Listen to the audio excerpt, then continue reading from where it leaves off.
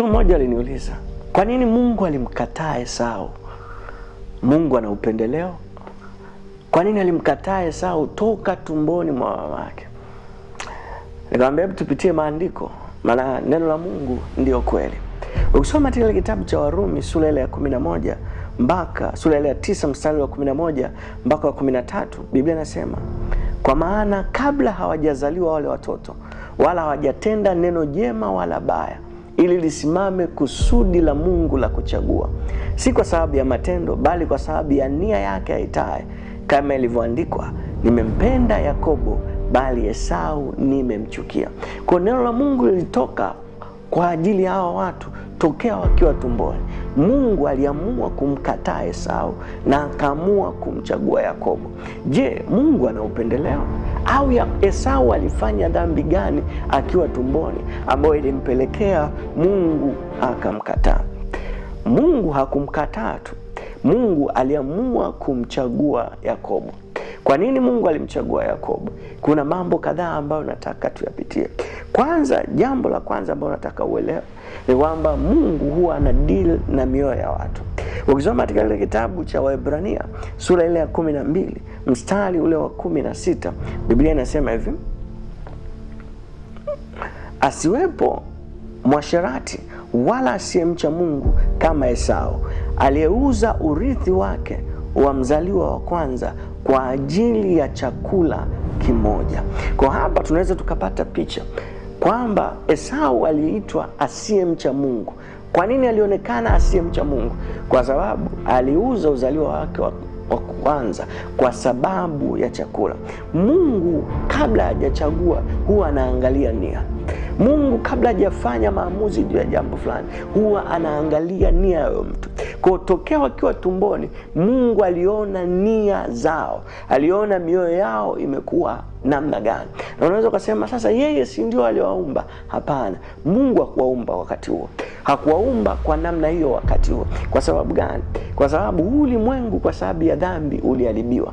Mifumo ya mingi ya Mungu ilifeli. Na ndio maana hata kuna watu huwa wanazaliwa wakiwa walemavu. Sio kwa sababu Mungu alitaka wao walemavu, ila kwa sababu mfumo wa uumbaji uliingiliwa na dhambi.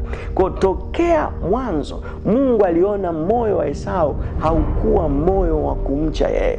Na ndio maana hata alipokuwa mkubwa, Esau alikuwa anadharau vitu vya kimungu. Alikuwa anadharau mambo ya kimungu. Ndio maana Biblia inasema asiwepo asiyemcha Mungu kama Esau. Alidharau haki ya uzaliwa wa kwanza. Alidharau baraka ambazo angezipata kutoka kwa wazazi wake. Hata leo hii wapo watu ambao huwa wanadharau vitu vya kimungu. Watu huwa wanadharau mambo ya kimungu. Wanaona ya kwamba haya mambo hayaleti maana kiakili. Haya mambo sio ya kuyazingatia kwa sababu ni mambo ya kimungu. Kwa hiyo Esau alipuuza baraka za kimungu. Sio hivyo tu, hata ulipofika wakati wa kuoa, tunaona ya kwamba Esau alichukua tu wanawake wote wale. Hakuzingatia maelekezo ya kimungu. Hakuzingatia ule urithi ambao Ibrahim aliuacha kwa Isaka na vizazi vyake, kwamba wasioe watu wa mji wa Kanani, wasioe watu ambao walikuwa wamewazunguka wakati huo, bali wakitaka kuoa ilibidi waende kuoa katika sehemu ambao watu wanawajua,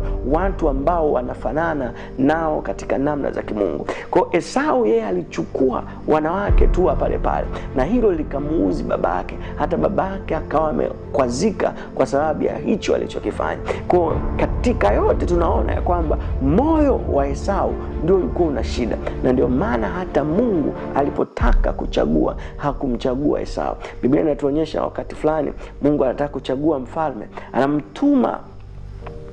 anamtuma nabii Samuel aende nyumbani kwa Yese. Samuel anapofika kwa Yese, anaangalia watoto Yesu wanapokuja, anaangalia kina Eliabu, anaona kwa muonekano wa nje wale watu wanafaa kuwa mfalme, lakini Mungu akamwambia usimwangalie moyo wake kwa sababu nimemkataa. Anasema amemkataa, usiangalie muonekano wake kwa sababu nimemkataa. Anamwambia Samuel Mimi siangalii kama wanadamu wanavyoangalia. Mimi naangalia moyo. Wanadamu wanaangalia kwa nje, ila mimi naangalia moyo. Kwa katika viwango vya kimungu, Mungu huwa anaangalia moyo. Sio tu anaangalia, anasema anachunguza mioyo. Anachunguza mioyo kwa sababu mioyo ina siri kuu. Kwa Mungu alipoangalia moyo wa Esau, alijua moyo wa Esau hauendani naye. Moyo wa Esau haumtaki yeye. Moyo wa Esau ulikuwa unatafuta mambo ya dunia. Ulikuwa unatafuta namna za ulimwengu, raha za muda mfupi, na kisha unapoteza vitu vya milele.